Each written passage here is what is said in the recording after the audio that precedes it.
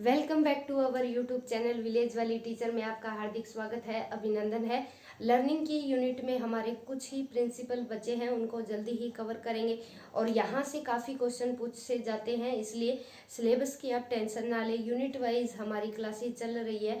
आज की क्लास में हम बात करने वाले हैं मनोसामाजिक सिद्धांत, जो एरिक एरिक्सन ने दिया है। वहाँ से तीनों लेवल टीजीटी, पीजीटी और पीआरटी में क्वेश्चन बनते हैं, जिसको हम पहले कवर करेंगे, क्योंकि यहाँ से एक नंबर पक्का बनेगा। हर साल एरिक एरिक्सन और फ्राइड के सिद्धांत से क्वेश्चन बनते हैं। बाकी कुर्ट लेविंग है, उनको भी जल्दी ही कवर करेंगे। तो चलिए स्टार्ट करते हैं। आप टीजीटी, पीजीटी या पीआरटी कोई भी लेवल की तैयारी कर रहे हैं तो उसके लिए क्लास वेरी वेरी इंपॉर्टेंट है। शुरुआत करेंगे, इसके बाद फ्राइडवाद का सिद्धांत पढ़ेंगे। फ्राइड का सिद्धांत पढ़ेंगे, इन्होंने ईड ईगो दी है, उनसे काफ़ी क्वेश्चन पूछे जाते हैं और यहाँ से स्टेजेस दे देगा और कौन सी स्टेज किस चीज़ से जुड़ेगी, एज क्या रहेगी, कौन कौन से ट्रेड्स रहेंगे। और जो एरिक एरिक्सन का जो मनोसामाजिक सिद्धांत है वो किस चीज़ से जुड़ता है, तो उसके बारे में भी हम बात करेंगे। नंबर 1 क्या है, एरिक एरिक्सन ने क्या है, कौन सा सिद्धांत दिया है, मनोसामाजिक सिद्धांत दिया है। और इन्हें क्या है, नव फ्रायडवादी भी बोला जाता है। नव फ्रायडवादी क्यों बोला जाता है, क्योंकि ये एरिक एरिक्सन के सिद्धांत से काफ़ी ज़्यादा प्रभावित थे। एरिक एरिक्सन के सिद्धांत से प्रभावित होकर इन्होंने एक बुक लिखी, चाइल्डहुड एंड सोसाइटी। कौन सी बुक लिखी, चाइल्डहुड एंड सोसाइटी, ठीक है, चाइल्डहुड एंड सोसाइटी बुक लिखी, जिसमें इन्होंने 8 स्टेजेस दी, जो किससे जुड़ती है भी, पर्सनैलिटी से जुड़ती है। और अलग अलग स्टेज में बच्चे का क्या है, अलग अलग ट्रेड्स का निर्माण होता है। चाइल्डहुड एंड सोसाइटी ये एरिक एरिक्सन की पुस्तक रहेगी, बुक रहेगी, इसके बारे में भी हम बात करेंगे। बस सिंपल नाम याद रखना है आपको। एरिक एरिक्सन ने कौन सा सिद्धांत दिया, मनोसामाजिक विकास का सिद्धांत दिया। विकास का सिद्धांत, विकास डेवलपमेंट से भी जुड़ता है, हर व्यक्तित्व, ठीक है, कि डेवलपमेंट हुआ, बच्चे का विकास हुआ और पर्सनैलिटी में क्या क्या चेंजेस आए बच्चे के। बेसिकली ये जो इनका सिद्धांत है ये पर्सनैलिटी से जुड़ेगा, जैसे फ्राइड का सिद्धांत भी, उसके बारे में बात करेंगे। नवीन फ्राइडवादी बोला जाता है और इनके प्रिंसिपल को जीवन अवधि सिद्धांत बोला जाता है, क्योंकि इन्होंने बच्चे के जन्म से लेकर अंतिम समय, जीवन की जो अंतिम स्टेज होती है वहाँ तक इन्होंने अपना सिद्धांत दिया है। इसलिए इन्होंने अपने सिद्धांत को क्या है, जीवन अवधि सिद्धांत भी नाम दिया है। और किस में स्टेज दी है भी, कौन सी बुक है, चाइल्डहुड एंड सोसाइटी बुक है इनकी, बाल्यावस्था और समाज, ठीक है। बात करेंगे, पहली 4 अवस्थाएं हैं। पहली 4 अवस्थाएं बाल्यावस्था व बचपन से जुड़ती है और बाकी की 4 अवस्थाएं किशोरावस्था, मिडल अडल्टहुड और पूरे जो मनुष्य की जो पूरा लाइफ सर्कल रहता है उससे जुड़ जाएगी। तो चलिए बात करेंगे। इन्होंने 8 अवस्थाएं प्रस्तुत की, जो 65 साल की अवस्था तक चलती है।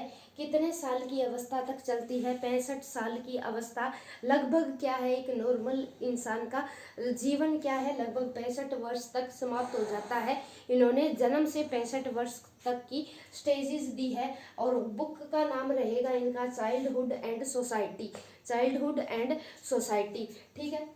तो इनके सिद्धांत को और किस किस नाम से जाना जाता है, इन्होंने क्या है, संकट बनाम कहा है। इनके सिद्धांत में क्या क्या है चीज़ें, एक संकट नाम है, क्राइसिस नाम दिया गया है, जिसे बनाम भी बोला गया है। और इन्होंने क्या बताया है कि कोई भी जो कंडीशन है और जो स्टेजेस आएगी इंसान के जीवन में, वो 2 स्थितियों से होकर गुजरेगी, एक पॉजिटिव और दूसरी नेगेटिव, कि 2 स्थितियों के मध्य एक संकट से गुजरता है इंसान, कि कोई संकट आ गया इंसान के जीवन में, क्राइसिस आ गई, और क्राइसिस वो एक या तो पॉजिटिव होगा और एक नेगेटिव होगा। एक पॉजिटिव होता है, दूसरा नेगेटिव होता है, और उसके बीच में क्या है, इंसान को संघर्ष करना पड़ता है। नेगेटिव है या पॉजिटिव है, संघर्ष दोनों में ही रहता है, ठीक है, क्योंकि जीवन जीने के लिए, ये कहना है एरिक एरिक्सन का, ठीक है। आगे बढ़ेंगे। इन्होंने क्या कहा है कि हर अवस्था में, हर स्टेज में 2 कंडीशन होती हैं और दोनों अपनी एक दूसरे की क्या है, विपरीत होती है। जैसे एंटोनियम होते हैं, ठीक है, विलोम होती है, एक पॉजिटिव रहेगी तो दूसरी नेगेटिव रहेगी, इस तरह की बात की है एरिक एरिक्सन ने। कौन सी बुक? चाइल्डहुड एंड सोसाइटी, जीवन अवधि का सिद्धांत, नव फ्रायडवादी माना जाता है, मनोसामाजिक विकास का सिद्धांत बोला जाता है, 65 साल की अवस्था तक 8 स्टेजेस दी है चाइल्डहुड एंड सोसाइटी नाम की पुस्तक में, और फ्राइड से काफ़ी ज़्यादा प्रभावित थे, ठीक है। 8 स्टेजेस दी, और पहली 4 स्टेजेस क्या है? चाइल्डहुड से जुड़ती है, बच्चे के बचपन से जुड़ती है। बात करेंगे, चलिए वन बाय वन। इनका सीक्वेंस क्या है, क्रम कौन सा है? 8 स्टेजेस दी है, अवस्थाएं, और इन अलग अलग अवस्थाओं का स्टेजेस का नाम भी है। पहली स्टेजेस रहेगी विश्वास बनाम अविश्वास। इंग्लिश और हिंदी दोनों में देखना कि विश्वास बनाम अविश्वास में क्या है, बच्चा ट्रस्ट वर्सेस मिसट्रस्ट। हिंदी और इंग्लिश दोनों में साथ के साथ बोलते हुए लिखते हुए चलना। ट्रस्ट वर्सेस मिसट्रस्ट में इसकी आयु आपको अलग अलग बुक में अलग अलग देखने को मिलेगी, लेकिन ये एनसीईआरटी का डेटा है।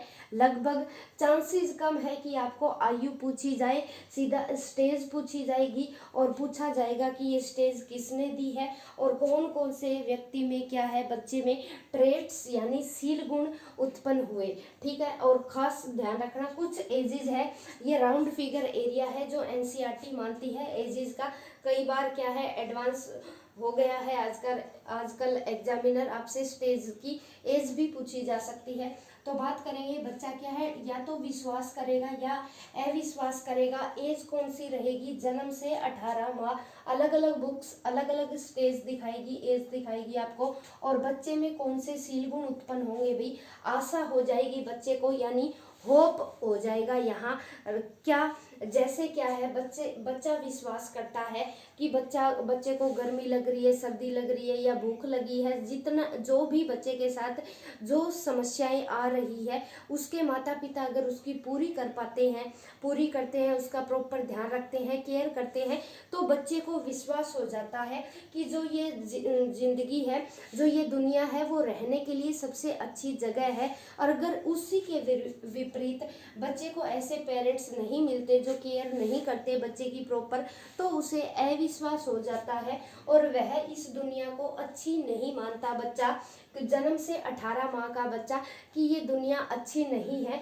तो दोनों ही तरह के सील गुण बच्चे में उत्पन्न हो सकते हैं। या तो पेरेंट्स पर डिपेंड करता है वो कि पेरेंट्स बच्चे के साथ किस तरह का बिहेव करते हैं। अगर अच्छा करते हैं, उसे अच्छी केयर में रखा जाता है, तो बच्चे के लिए वो दुनिया है, वो रहने के लिए अच्छा स्थान बन जाती है। नहीं तो बच्चा फिर अविश्वास दिखाने लगता है। ये रहती है कंडीशन जन्म से 18 माह तक। और बच्चे में क्या है, आशा किससे रखता है बच्चा? पेरेंट्स से रखता है, अपने भाई बहन है, मम्मी पापा है, उनसे रखेगा, ठीक है। या तो विश्वास की और संघर्ष चलेगा ही चलेगा। अगर पेरेंट्स अच्छे मिले तो बच्चे को विश्वास हो गया कि दुनिया रहने के लिए सबसे अच्छी जगह है। अगर अच्छे नहीं मिले, जो केयर नहीं करते, बच्चे की प्रॉपर ध्यान नहीं देते, तो बच्चा क्या है, मिसट्रस्ट से ग्रसित हो जाएगा। फिर वहाँ उसका अलग स्ट्रगल शुरू हो जाएगा। उसके बाद क्या है, बच्चा स्वतंत्रता बनाम संदेह या शंका सेकंड स्टेज में एंटर करता है, जिसकी एज रहेगी 18 माह से 36 माह, ठीक है। लगभग 3 साल का बच्चा, ठीक है, 18 माह से 36 माह का बच्चा रहेगा। और यहाँ बच्चे में क्या होगा भाई, इच्छा शक्ति यानी विल पावर की जो सील गुण है वो बच्चे में उत्पन्न हो जाएगा। इच्छा शक्ति, विल पावर, जैसे स्वतंत्रता बनाम संदेह शंका, ठीक है। या तो बच्चा इंडिपेंडेंस हो जाएगा, खुद अपना काम करना शुरू कर देगा। अगर बच्चे को फ्री छोड़ा जाता है कि हाँ आप अच्छा कर रहे हो, उसे मोटिवेशन दी जाती है, तो बच्चा फ्रीली अपने कामों को थोड़ा मोटा करने लगता है। उसी तरह पेरेंट्स द्वारा अगर बच्चे को डांट दिया जाता है कि नहीं तेरे से नहीं होगा, तुम ये नहीं कर सकते, तो वहाँ बच्चा क्या है, वहाँ बच्चा सेम और या डाउट क्या है, डाउट शंका करने लगता है और कोई भी काम नहीं कर पाता इजीली, ठीक है, बिना पेरेंट्स की मदद के।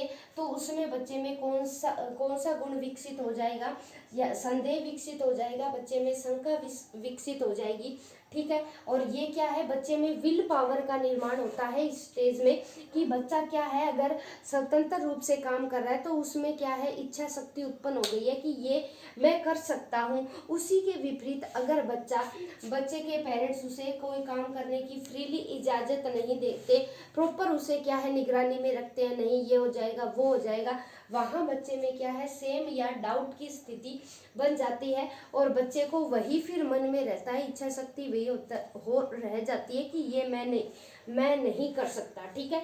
इच्छा शक्ति की कौन सा शील गुण बढ़ेगा सेकंड स्टेज में, विल पावर यानी इच्छा शक्ति। और सबसे ज़्यादा इम्पोर्टेंट क्या है, यहाँ सोच से जुड़ा प्रशिक्षण दिया जाता है कि बच्चे को टॉयलेट वगैरह बताना आ जाए, ये चीज़ का की ट्रेनिंग दी जाती है। उसके बाद क्या है तीसरी स्टेज में बच्चा क्या है पहल करना शुरू कर देगा और उसी के विपरीत अगर बच्चे से काम करवाया जाता है, पहल करवाई जाती है कि बच्चे को काम दे दिया जाता है कि आप ये करो, पहल करवाई जाती है तो वहाँ बच्चा क्या है इनिशिएटिव रहता है। उसी के विपरीत अगर बच्चे को काम करने नहीं दिया जाता तो बच्चे में गिल्ट की भावना विकसित हो जाती है, बच्चा क्या है बच्चे का जो आत्मबल है वो गिर जाता है, अपराध भाव आ जाता है कि मेरे से काम क्यों नहीं करवाया जा रहा। और ये कंडीशन कब से कब तक चलती है, 3 से 5 वर्ष का। अगर बच्चे से काम करवाया जाता है, बच्चे को पहल करने दी जाती है तो बच्चे में हाई लेवल का कॉन्फिडेंस डेवलप हो जाता है। उसी के विपरीत अगर बच्चे को काम करने नहीं दिया जाता तो बच्चे का जो कॉन्फिडेंस है वो लो लेवल रह जाता है। और बच्चा यहाँ क्या करता है, कौन से ट्रेट्स उत्पन्न होंगे, यहाँ बच्चा किसी भी काम को करने के लिए छोटे छोटे पर्पस बनाना शुरू कर देता है, छोटे छोटे उद्देश्य बनाना शुरू कर देता है। अगर उसे पहल करने का मौका मिलता है तो दोनों तरह के गुण है वो तीसरी स्टेज में उत्पन्न हो जाएंगे, या तो बच्चा इनिशिएटिव होगा या उसमें गिल्ट के भाव आ जाएंगे। और कॉन्फिडेंस वेरी वेरी इंपॉर्टेंट है, पहल करने दी गई तो हाई लेवल का कॉन्फिडेंस बच्चे में इंक्रीज हो गया, अगर पहल करने नहीं दी गई तो बच्चे में कॉन्फिडेंस की कमी होगी। छोटे छोटे पर्पस बनाता रहेगा बच्चा और उसके माध्यम से क्या है अपना काम कर लेगा। ये क्या है 3 से 5 साल की कंडीशन चलेगी, ठीक है। बता दूं मैं आपको 8 स्टेज में पीआरटी के बच्चे हैं तो सिर्फ 4 ही याद रख लेना, क्योंकि इन चारों में से ही पूछी जाएगी, लगभग चांसेस है, और वैसे पूरा सुन लोगे तो कोई घाटा भी नहीं होगा। फिर चौथी स्टेज है परिश्रम बनाम हीनता ग्लानि। अब चौथी स्टेज में आके बच्चा क्या है परिश्रम करना शुरू कर देता है, ठीक है। कठिन काम है, इंडस्ट्री बोला गया है, यहाँ परिश्रम को अलग नाम से दिखाया गया है, इंडस्ट्री वर्सेस इन्फीरियोरिटी, ठीक है। ये कब से कब तक चलती है, 5 से 12 वर्ष तक। यहाँ बच्चे में क्या है समर्थ होना चाहता है, बच्चा परिश्रम करना शुरू कर देता है। बच्चा अगर परिश्रम करने दिया जाता है बच्चे को तो वो क्या है किसी भी काम में समर्थ बन जाता है, कॉम्पिटेंसी आ जाती है बच्चे में। अगर उसी के विपरीत बच्चे को काम करने नहीं दिया जाता, मेहनत करनी नहीं दी जाती बच्चे को, तो उसमें बच्चे में क्या होती है इन्फीरियोरिटी आ जाती है। बच्चा किसी भी काम को करने में डरने लगता है कि नहीं मेरे से ये नहीं होगा, हीनता का शिकार हो जाता है, ग्लानि खुद ही उत्पन्न हो जाती है बच्चे में। और ये कब से कब तक रहती है, 5 से 12 वर्ष तक रहती है। और अगर बच्चे को परिश्रम करने दे दिया जाता है तो बच्चा खुद क्या है समर्थ हो जाता है। दोनों तरह की कंडीशन बन जाती है, ये नहीं कि सिर्फ पॉजिटिव ही बनेगी, वो बच्चे के समाज के ऊपर है, ठीक है। सोसाइटी किस तरह की सोसाइटी है, क्या बच्चे से परिश्रम करवाई जा रही है या नहीं, उसे बार बार रोका टोका जा रहा है तो उसमें क्या है हीनता की भावना आ जाती है। अगर बच्चे को मौका मिला परिश्रम करने का तो वो क्या है समर्थ हो गया, अपने काम को क्या है फ्रीली किसी पर डिपेंड न रहकर आत्मनिर्भर होकर बच्चा कर लेगा। अगर उसी तरह बच्चे को मौका ही नहीं मिला, ठीक है, रोका टोका गया, तो बच्चा उस काम को कैसे कर पाएगा, समर्थ नहीं हो पाएगा। उसके बाद क्या है, जब ये पहली चार स्टेजेस है, विश्वास बनाम अविश्वास, स्वतंत्रता बनाम संदेह शंका, पहल बनाम दोष या इसे बोला जाता है आत्मबल या अपराध भाव, और परिश्रम बनाम हीनता या ग्लानि। ये चारों की चारों स्टेज ये बाल्यावस्था से जुड़ती है, चाइल्डहुड से जुड़ती है।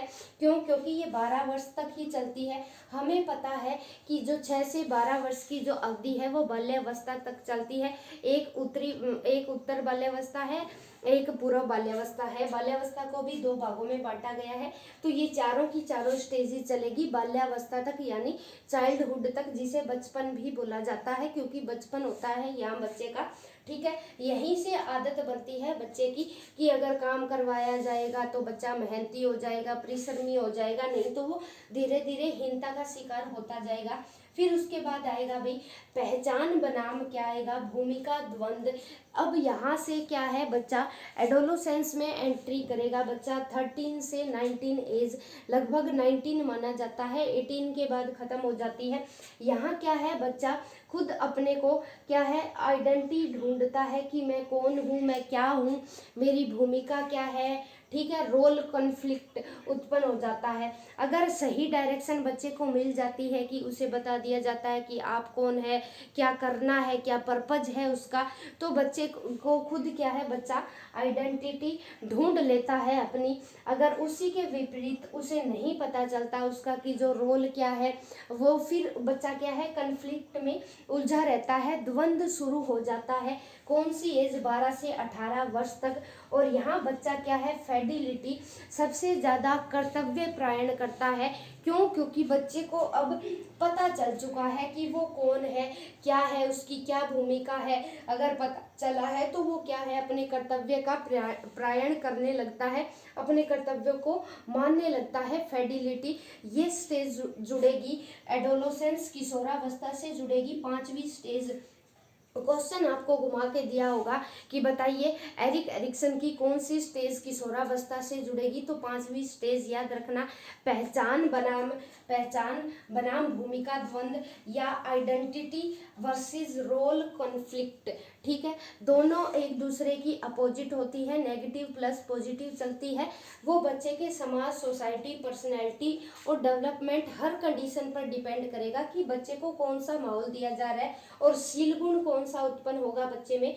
फेडिलिटी यानी कर्तव्य प्रायण, बाइलिंगुअल लिखा है मैंने समझाने के लिए। फिर नंबर 6 क्या है, जब बच्चा एडोलोसेंस तक पहुंच जाता है, लगभग 5 स्टेज ये इंपॉर्टेंट है, लेकिन 6, 7, 8 सुन लो, क्योंकि कई बार पूछ ली जाती है कि ये स्टेज क्या एरिक एरिक्सन द्वारा गिवन है। ठीक है, लगभग 5 स्टेजेस में पीजीटी लेवल तक का क्लियर हो जाता है हमारा, क्योंकि एडोलोसेंस के बाद बच्चा कॉलेज के बाद क्या है, वो बाहर, कॉलेज के बाद बच्चे पर इतना साइकोलॉजिकल स्टडी नहीं की जाती, उनके बारे में नहीं पूछा जाता, क्योंकि बच्चे क्या है, फिर समाज में शादी वगैरह हो जाती है तो अलग कंडीशन में चले जाते हैं बच्चे, समाज के बारे में सोचने लगते हैं, तो लगभग मैच्योरिटी आ चुकी होती है। यहीं तक बच्चे को उचित डायरेक्शन देनी होती है एक टीचर को। उसके बाद समाज अपने आप सिखा देता है बच्चे को। नंबर 6 क्या है, नंबर 6 है घनिष्ठ वर्सेस अलगाव, यानी इसे घनिष्ठ को आत्मीयता भी बोला जाता है, आत्मीयता इंग्लिश में बोलेंगे इंटीमेसी वर्सेस आइसोलेशन। इसमें क्या होता है, ये चलती है 18 से 30 वर्ष, यानी इसमें बच्चे में कौन सा गुण, बच्चा तो नहीं रहेगा अब, ये मिडल अडल्टहुड में आ जाएगा भाई। अडल्टहुड शुरू हो चुकी है, 18 से 30 वर्ष ये शादी वगैरह की एज हो जाती है। यहाँ क्या है, यहाँ लव, प्रेम चाहता है। अगर इंसान को प्यार मिलता है, प्रेम मिलता है, तो उसमें क्या है, घनिष्ठ होता जाता है वो अपने रिलेशनशिप्स में। ठीक है, अगर उसी के विपरीत अगर बच्चे को, ठीक है, अडल्ट को प्यार नहीं मिलता तो वो समाज से फिर कटना शुरू हो जाता है, अलगाव आने लगता है, फिर वो यहाँ खुद की खोज में रहता है। ठीक है, खुद को खोजता है, वो खुद को जानना शुरू कर देता है कि मैं कौन हूँ, कौन भूमिका। यहाँ तो वो द्वंद में रहता है। ठीक है, 5वीं स्टेज में तो वो द्वंद में रहेगा, वो पहचान बनाना शुरू करेगा अपनी कि मैं कौन हूँ, क्या हूँ, किस लिए आया हूँ। लेकिन यहाँ बच्चा क्या है, अपने आप को खोजता है और रियल में खोज लिया जाता है, उसी के बाद ही तो हमारा कैरियर स्टार्ट होता है। ठीक है, कि मेरे को पढ़ाना अच्छा आता है तो मैं टीचर बनूंगा, ठीक है। मैं अगर कोई इंजीनियर बनना चाहता है, कोई कुछ भी बनना चाहता है, तो ये छठी स्टेज में ही आके हमारे जो करियर की शुरुआत होती है वो होती है। अगर घनिष्ठ हो जाता है, उसे प्यार मिल जाता है, तो वो समाज से क्या है, आत्मीयता, अपना एक घनिष्ठ रिलेशनशिप बना लेता है। और अगर नहीं बन पाता, उसे प्यार नहीं मिल पाता, तो वो समाज से अपनी कनेक्टिविटी तोड़ लेता है। ये कब से कब तक चलती है? 18 से 30 वर्ष प्रेम, ठीक है। उसके बाद है नंबर 7, उत्पादकता वर्सेस निष्क्रियता। इसे बोला जाता है जनरेटिविटी वर्सेस स्टेगनेशन, ठीक है। यहाँ अगर समाज के लिए 7वीं स्टेज पर जो इंसान है, जो मनुष्य है, वो क्या है, अगली जनरेशन के लिए कुछ जनरेट कर पाया, नया कर पाया, या क्या है, उस चीज़ के लिए वो फील करेगा अब, या उसने समाज के लिए, अगली जो नई पीढ़ी आने वाली है उसके लिए कुछ नहीं किया, उत्पादकता किया, तो उसे क्या है, संतुष्टि मिलेगी, ठीक है, कि अगली पीढ़ी के लिए उसने कुछ नया जनरेट कर दिया, कुछ अच्छा समाज के लिए कर दिया। अगर नहीं कर पाया तो उसके मन में क्या है कि तू तो जीवन में ऐसे ही आया, निष्क्रिय, ठीक है। ऐसे थोड़े से नेगेटिविटी वाले भाव आ जाते हैं कि जो मेरा जीवन है वो व्यर्थ हो गया, मैं समाज के लिए और अगली पीढ़ी के लिए कुछ नहीं कर पाया, निष्क्रिय हो गया, ठीक है। निष्क्रियता, उत्पादकता, जनरेट कर पाया तो वो पॉजिटिव वाली फीलिंग आएगी, अगर नहीं कर पाया तो स्टेगनेशन, यानी निष्क्रिय हूँ मैं, धरती पे आया, मेरा कोई पर्पज नहीं था, मैं समाज को, देश को कुछ नहीं दे पाया, ऐसे भाव इंसान में उत्पन्न हो जाते हैं। लास्ट स्टेज है ईमानदारी वर्सेस निराशा। यहाँ क्या है, 65 वर्ष के बाद ये शुरू होती है। 65 वर्ष के बाद यहाँ क्या होता है, उत्पादकता में क्या है, वो इंसान है, वो अपने परिवार की, फैमिली की ज़्यादातर देखभाल करता है, और इसकी एज मानी गई है 30 से 65 वर्ष तक, ठीक है। परिवार की देखभाल करना ही उसका सबसे ज़्यादा क्या है, अहम कर्तव्य होता है। फिर आती है लास्ट स्टेज, 8वीं स्टेज, ईमानदारी वर्सेस निराशा, इंटीग्रिटी वर्सेस डिस्पेयर। ये 65 वर्ष के बाद आती है। यहाँ इंसान अपने आप का इवेल्युएशन करके देखता है कि वो छोटे छोटे जो उसकी पुरानी स्मृतियाँ थी, कि जीवन में उसने क्या किया, क्या उखाड़ा या नहीं उखाड़ा, कुछ किया, ठीक है। तो वो सारा जितना भी अपने जीवन का सारांश है उसको एक जगह इकट्ठा करता है, और अगर उसका जीवन कुल मिला के अच्छा खासा रहा तो वो क्या है, ईमानदार है, ठीक है, खुश है, उसके अंदर इंटीग्रिटी है। नहीं तो क्या है, लास्ट में जीवन अच्छा नहीं जी पाया, कमियां, देखो इंसान की जो भूख है, आवश्यकताएं हैं, वो कभी भी, चाहे 65 क्या कुछ भी एज हो जाओ, वो कभी ख़त्म नहीं होती। लेकिन जब वो एक ऐसी स्टेज पर है कि अब तो लाइफ ख़त्म होने वाली है, फिर वो अपने जीवन का इवेल्युएशन कर रहा है कि मैं जीवन अच्छा खासा जी पाया, ज़िंदगी मैंने ढोई नहीं, ज़िंदगी को अच्छा जिया, ठीक है। तो वो ईमानदार है, इंटीग्रिटी महसूस कर रहा है। उसके बाद क्या है, अगर उसे ऐसा लगता है कि वो जीवन अच्छा नहीं जी पाया, तो उसमें निराशा के भाव आ जाते हैं, डिस्पेयर हो जाता है कि मेरा जीवन ऐसे ही व्यर्थ हो गया, मैं कुछ नहीं कर पाया, कुछ नहीं उखाड़ पाया जीवन में, ठीक है। तो इसके बाद क्या है, ईमानदारी वर्सेस निराशा है, ये 65 वर्ष के बाद शुरू होती है। इसके बाद लगभग यहाँ क्या है, एक गुण विकसित होता है, इसमें बुद्धिमत्ता, यानी इंसान विजडम से काम लेता है, अपनी बुद्धि लगा के, ठीक है, क्योंकि सारा जीवन वो देख चुका होता है। और फिर क्या है, उसे संतुष्टि मिलती है, या तो संतुष्टि मिलेगी या असंतुष्टि मिलेगी, निराशा का भाव आ जाएगा, क्योंकि दो कंडीशन साथ नहीं चल सकती, या तो पॉजिटिव चलेगी या नेगेटिव चलेगी, वो जीवन के व्यक्ति के जीवन पर डिपेंड करेगा। तो मैं उम्मीद करूंगी कि आपको एरिक एरिक्सन का जो मनोवैज्ञानिक सिद्धांत है वो समझ में आया होगा। 5 स्टेजेस को टिप पे रटना है, बाकी 6, 7, 8 को सिर्फ समझ लेना, क्योंकि लगभग 5 स्टेजेस से कवर हो जाएंगे। लेकिन कई बार एग्जामिनर क्या है, मैच करना दे देता है कि बताइए, इंग्लिश वाले नाम जरूर ध्यान रखना, इंटीमेसी वर्सेस आइसोलेशन, क्योंकि मैच करने में हिंदी के नाम अलग अलग दिए हो सकते हैं, घनिष्ठ को कई बार आत्मीयता भी लिखा हुआ मिलेगा, तो इंग्लिश वाले नाम जरूर ध्यान रख लेना। ठीक है। इसमें जनरेटिविटी वर्सेस स्टैग्नेशन और इसमें इंटीग्रेटेड वर्सेस डिस्पेयर, इसलिए इंग्लिश और हिंदी दोनों में लिखे हैं। तो मैं उम्मीद करूंगी कि आपको मनोसामाजिक जो विकास का सिद्धांत है एरिक एरिक्सन का, ये पर्सनैलिटी से जुड़ता है, वो समझ में आया होगा। कौन सी बुक में क्या दिया इन्होंने, सिंपली ऐसा पूछा जाएगा आपसे, सिर्फ स्टेजेस दे दी जाएगी और पूछा जाएगा कौन से ट्रेड्स उत्पन्न हुए और बच्चा क्या फील कर रहा है कौन सी स्टेज पर, ठीक है। तो एज का ग्रुप भी आप याद रखेंगे, जन्म से 18 माह पहली स्टेज, 18 माह से 36 माह, ये फिगर राउंड है, 3 से 5 वर्ष है, फिर 5 से 12 वर्ष है, यहाँ बाल्यावस्था खत्म हो जाती है और 5वीं स्टेज पर किशोरावस्था खत्म हो जाएगी, सिर्फ एक ही अवस्था है। और 6, 7, 8, 9 के बाद क्या है, हमारी जो अडल्टहुड है, वयस्कावस्था है, वो चीज़ शुरू हो जाती है। एरिक एरिक्सन के सिद्धांत में इन्होंने ही एक लाइफ सर्कल दिया और एरिक एरिक्सन के जो सिद्धांत है इनकी आलोचना भी हुई है। क्यों हुई है, क्योंकि ये क्या है, सारी चीज़ों को आशावादी रूप में देखते हैं कि सारी चीज़ों में क्या है, आशा से जुड़ा हुआ है। और ये इनका जो व्यवहार है, जो ये सिद्धांत है, ये एक तरह से अव्यवहारवादी है। आलोचक हुए हैं इन्होंने, सुल्ज ने भी इनकी आलोचना की है कि ये अव्यवहारवादी है, कि ये सिर्फ क्या है, नेगेटिव और पॉजिटिव दोनों स्थितियों को दर्शाते हैं। पता है सभी के जीवन में क्या है, कन्फ्लिक्ट चलते हैं, संकट आते हैं, क्राइसिस आते हैं, इनके आधार पर इन्होंने क्या है, ज़्यादातर इंसान को क्या है, आशावादी बना दिया। इसके कारण इनकी काफ़ी आलोचना भी हुई इनके सिद्धांत की और अव्यवहारिक मनोवैज्ञानिक माना गया इनको। लेकिन फिर भी आज की डेट में हम इनकी 8 की 8 अवस्थाओं को पढ़ते हैं, क्योंकि अलग अलग अवस्थाओं में अलग अलग एक्सपीरियंस है और अलग अलग ट्रेट्स बच्चे की पर्सनैलिटी में डेवलप हो जाते हैं। तो bye bye, have a nice day guys. उम्मीद करती हूँ कि मैं आपको एरिक एरिक्सन का जो मनोवैज्ञानिक सिद्धांत है वो समझ में आया होगा। तो वो मिलते रहेंगे इसी तरह हर रोज़ रात 8 बजे साइकोलॉजी की क्लासेस के साथ। स्क्रीनशॉट लेना चाहे तो ले सकते हैं आप। Bye bye, have a nice day guys.